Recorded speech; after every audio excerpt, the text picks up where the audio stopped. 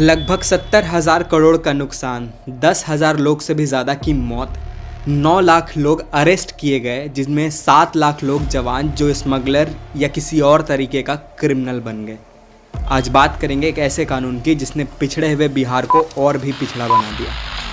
The death toll due to the consumption of spurious liquor in the Indian state of Bihar has risen to 70. जब शादी होगा लड़का लड़की में, तो जो पुरुष है वो तो रोज रात में करता है ना, तो उसी में और पैदा हो जाता है।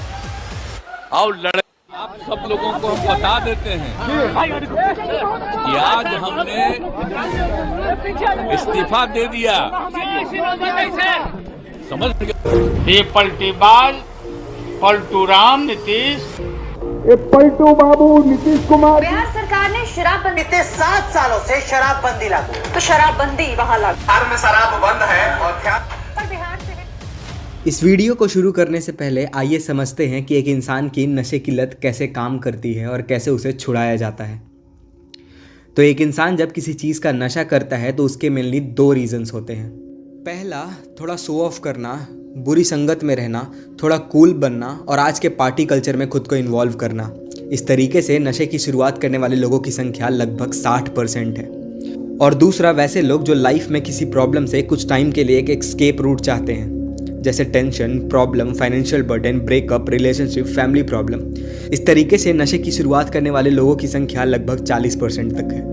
चाहे नशे की लत किसी भी तरीके से शुरू हुई हो, वो बॉडी में हैप्पी हार्मोन यानी डोपामिन को रिलीज करता है, जिससे प्लेजर की फीलिंग आती है। यानी इंसान को थोड़ा लाइट हेडेड फील होता है, वो थोड़ा खुश होता है, मगर इस खुशी की कीमत इंसान के बॉडी पार्ट्स को भुगतनी पड़ती है। यानी नशे की चीज़ लंग्स, किडनी और लिवर जैसे क्रिटिकल ऑर्गन को डैमेज करती है। और अगर बात नशे की लत को छुड़वाने की जाए तो उस इंसान की नशे की डोज को धीरे धीरे कम करवाया जाता है। फेक प्लेजर की जगह उसे रियल लाइफ हैप्पीनेस को रियलाइज़ करवाया जाता है। लाइफ की वैल्यूज़ को समझाया जाता है। उसकी लाइफ उसके फैमिली मेम्बर के लिए कितनी इंपॉर्टेंट है ये उसे रियलाइज़ करवाया जाता है। इस स्ट्रैटेजी का यूज जितने भी डी एडिक्शन सेंटर है वो करते हैं। इस प्रोसेस को मैंने आपको डीपली इसलिए नहीं समझाया क्योंकि ये वीडियो बहुत ज़्यादा लंबा हो जाता। इस प्रोसेस की बात किसी और वीडियो में करेंगे। मैं आपको बस एक जनरल अवेयरनेस देना चाहता था ताकि आप इस वीडियो को पूरे कॉन्टेक्स्ट के साथ समझ सकें। तो आइए शुरू करते हैं। 26 नवंबर 2015 को बिहार के सीएम नीतीश कुमार अनाउंस करते हैं कि 1 अप्रैल 2016 से बिहार में लिकर बैन हो जाएगा और 5 अप्रैल तक पूरे स्टेट में कंप्लीट बैन को इम्प्लीमेंट किया जाता है। पूरे स्टेट में लाइसेंस रद्द होती हैं, स्टोरेज हाउसेज में रखी बोतलों को पब्लिकली क्रश किया जाता है और सरकार लोगों को प्रॉमिस करती है कि लिकर बैन से बिहार में क्राइम की कमी होगी और इसे एक फ्लैगशिप पॉलिसी की तरह दिखाया जाता है। मगर उस समय ना तो सरकार और ना ही पब्लिक इस बैन से होने वाले मंदी के बारे में सोचती है, जो बिहार की इकोनॉमी को और भी कमजोर कर देता है। फिर कुछ महीनों के बाद स्मगलिंग शुरू हो जाती है दारू की, क्योंकि बिहार नॉर्थ में इंटरनेशनल बॉर्डर शेयर करता है नेपाल के साथ, वेस्ट में यूपी के साथ, ईस्ट में बंगाल के साथ और साउथ में झारखंड के साथ। इन 3 स्टेट और एक इंटरनेशनल बॉर्डर होने की वजह से यहाँ स्मगलिंग करना बहुत आसान हो जाता है। मगर स्मगलिंग एक ऐसा क्राइम है जो अपने तरफ मोस्टली यंग लोगों को अट्रैक्ट करता है, क्योंकि इसमें रिस्क फैक्टर इन्वॉल्व होता है और कम समय में अच्छे पैसे कमाने का मौका। और बिहार में वैसे भी एजुकेशन की क्वालिटी सही नहीं होने के कारण अनस्किल्ड लेबर और अनएम्प्लॉयमेंट भी ज़्यादा है, इसलिए यहाँ का यंग पॉपुलेशन बहुत ही ईजिली ऐसे क्राइम में इन्वॉल्व हो जाता है। और ऐसे क्राइम्स में इंसान जब जेल जाता है तो जेल से आने के बाद वो किसी लोकल क्रिमिनल ग्रुप का हिस्सा बन जाता है। अब वो सिर्फ दारू ही नहीं बल्कि ड्रग्स, हीरोइन और गांजा जैसी चीज़ों का भी स्मगलिंग करने लग जाता है। ये सारे केसेस में नहीं बट मोस्टली केसेस में ऐसा देखा गया है। एक क्रिमिनल बिहेवियर को स्टडी करते हुए हमेशा उसकी बिहेवियर को इसी तरीके से पाया गया है। यहाँ पर बात अगर यंग लोगों की करें जिनकी उम्र 18 से 25 साल तक है, तो पहली बार स्मगलिंग के केस में अंदर जाने के बाद उनका एक क्रिमिनल रिकॉर्ड बन जाता है, जिससे उनके लाइफ में बाकी करियर ऑप्शन काफ़ी लिमिटेड हो जाती हैं और काफ़ी यंग लोग इसी चीज़ को सोचकर उसी क्राइम की दुनिया में आगे बढ़ना सही समझते हैं। आगे अगर स्मगलिंग की बात करें तो ये एक इलीगल क्रॉस बॉर्डर क्राइम है, तो इलीगली आने वाली चीज़ों पे क्वालिटी कंट्रोल का कोई सिस्टम नहीं होता है। तो हूच यानी नकली दारू भी इसके साथ सप्लाई की जाती है, जिससे बिहार में प्रेजेंटली 1.5 लाख लोग इम्पैक्ट हुए हैं। या तो उनकी मौत हुई है या फिर उनके किडनी या लिवर सीरियसली डैमेज हुए हैं। इस हूच ट्रेजेडी को भी पटना हाई कोर्ट ने इस अल्कोहल बैन का फेलियर एस्पेक्ट बताया है, मगर गवर्नमेंट की तरफ से इस पे सिंपली ऐसा कहा जाता है जो शराब पिएगा वो तो मरेगा ही। ये तो उदाहरण ही सामने है कि पियोगे तो मरोगे, यही तो बात है।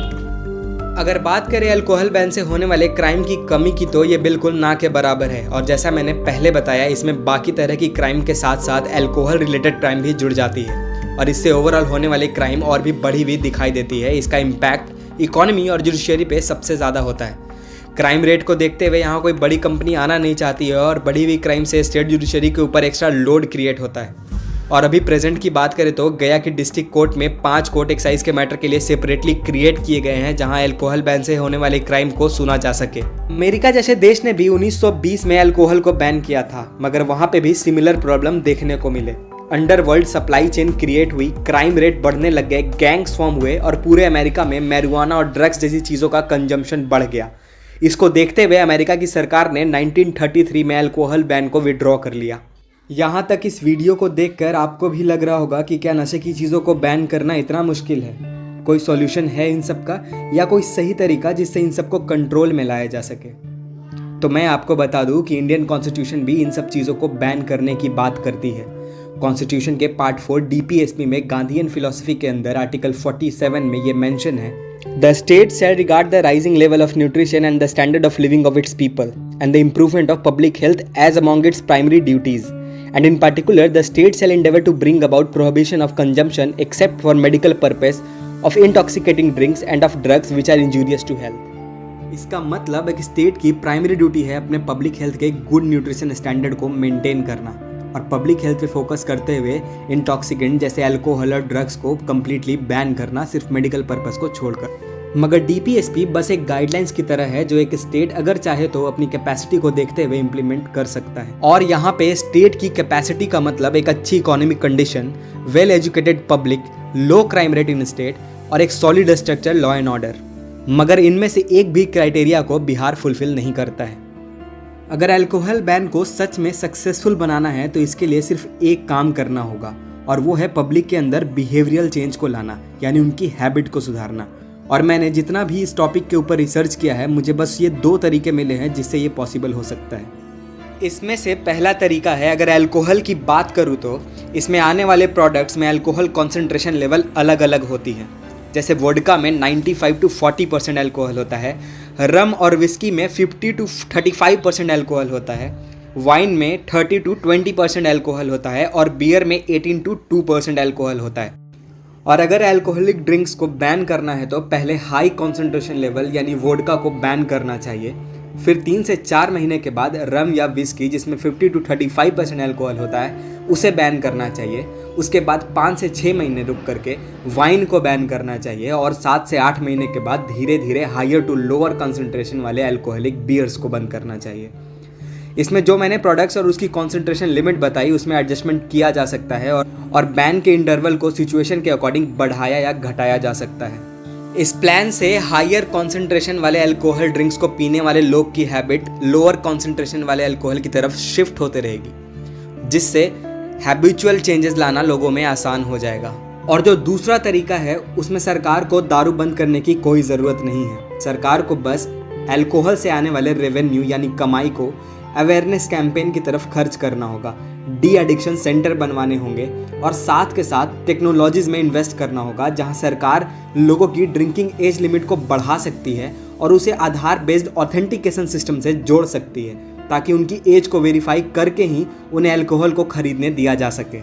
इसके साथ साथ सरकार पुलिस की एक्साइज विंग को और भी टेक्नोलॉजिकल एडवांस बना सकती है, एडवांस व्हीकल प्रोवाइड कर सकती है और एक सेपरेट इमरजेंसी नंबर दे सकती है जो सिर्फ अल्कोहल रिलेटेड इश्यूज़ को एड्रेस करे, जैसा आज बिहार पुलिस की 112 नंबर कर रही है। इन दोनों तरीकों से अल्कोहल को बैन करना या उससे होने वाले क्राइम्स को कंट्रोल करना 100% सक्सेसफुल नहीं होगा, मगर जिस तरीके से बिहार की गवर्नमेंट ने बैन लगाया है उससे ज़्यादा इफेक्टिव ये दोनों तरीके होंगे। मेरी उम्मीद है कि आपको इस वीडियो से अल्कोहल बैन और उससे होने वाले प्रॉब्लम्स को समझने में थोड़ी और आसानी हुई होगी। इस वीडियो का मकसद आपके अंदर एक क्रिटिकल थिंकिंग को पुश करना है, जिससे आप आपके आसपास होने वाले चीज़ों को और भी गहराई के साथ समझ सके।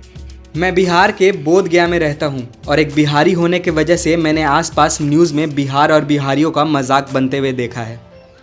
जहाँ कोई न्यूज़ चैनल पूरा का पूरा तालाब चोरी होने की बात करता है तो कोई न्यूज़ चैनल पूरे ट्रेन के इंजन चोरी होने की। या तो पॉलिटिक्स में पलटू राम का खेल दिखाया जाता है या फिर पिछड़े होने का सबूत दिया जाता है। मगर आप खुद ही सोचो, क्या कभी कोई तालाब चोरी हो सकता है या कोई ट्रेन का इंजन? इन सब खबरों को बस एक फालतू कहानी बनाकर बिहार की इमेज को मजाक की तरह दिखाया जाता है और जिससे पूरे देश में आज बिहारियों की इमेज कुछ इस तरीके से हो गई है। When you talk about Bihar, it's like पागलपन, लालू। बिहार सुनते ही इट्स लाइक कि कुछ नहीं हो सकता है। बिहार बोलने से एक बहुत पिछड़ा हुआ और डेवलपमेंट में कोई डेवलपमेंट नहीं है, ये मुझे नजर आता है। जब भी मैं बिहार का नाम सुनती हूँ मेरे दिमाग में ना एक गरीबी जैसी इमेज आती है। ड्यू टू पॉवर्टी उनकी इमेज ऐसी बन गई है कि लोगों को लगता है कि बहुत लाइक पिछड़ा टाइप पीपल है। इस वीडियो को देखकर आपको भी बुरा लगा होगा और ज़्यादा चांसेस है कि शायद आपने ऐसा एक्सपीरियंस भी किया होगा। मगर अवेयरनेस यानी जागरूकता और सही नॉलेज लोगों को जीवन में आगे बढ़ने के लिए सबसे ज़्यादा ज़रूरी होती है, जिससे इंसान अपने खराब स्थिति की वजह को समझकर उससे बाहर निकलता है और अपने साथ साथ अपने राज्य और देश का नाम रोशन करता है। जो लोग YouTube पे बिहार के बारे में बताते हैं उनकी वीडियोस हमेशा एक्सपोज करने के प्लॉट पे बनी होती है। किसी सरकारी स्कूल में टीचर से कुछ सवाल पूछकर उन्हें एक्सपोज करना, टूटी हुई सड़क में गड्ढे को देखकर उसे एक्सपोज करना, सरकारी ऑफिसेज में जाकर उन्हें एक्सपोज करना। मैं इन एक्सपोज करने वाले वीडियोस को गलत नहीं कह रहा हूँ, मगर पब्लिक को प्रॉब्लम के साथ साथ सॉल्यूशन भी बतानी चाहिए, जिससे पब्लिक को समस्या और उसके हल करने के तरीके दोनों समझ में आए। इसलिए मेरे वीडियोस में हमेशा आपको कंस्ट्रक्टिव क्रिटिसिज्म होते हुए दिखाई जाएगी, मतलब प्रॉब्लम के साथ साथ सॉल्यूशन की भी बात होगी। अगर मेरा वीडियो पसंद आए तो आप इस वीडियो को लाइक कर सकते हैं, ज़्यादा से ज़्यादा शेयर कर सकते हैं, मेरे चैनल को सब्सक्राइब कर सकते हैं, अपना सपोर्ट दिखा सकते हैं। इन सब में बस आपको 2 सेकंड का वक्त लगेगा। कोई एडवाइस या कोई सजेशन या कोई ऐसी टॉपिक जिस पे आप चाहते हो कि मैं वीडियो बनाऊं तो डिस्क्रिप्शन में दिए गए किसी भी सोशल मीडिया के लिंक पे आप मुझे मैसेज कर सकते हैं। मिलते हैं नेक्स्ट वीडियो में। धन्यवाद।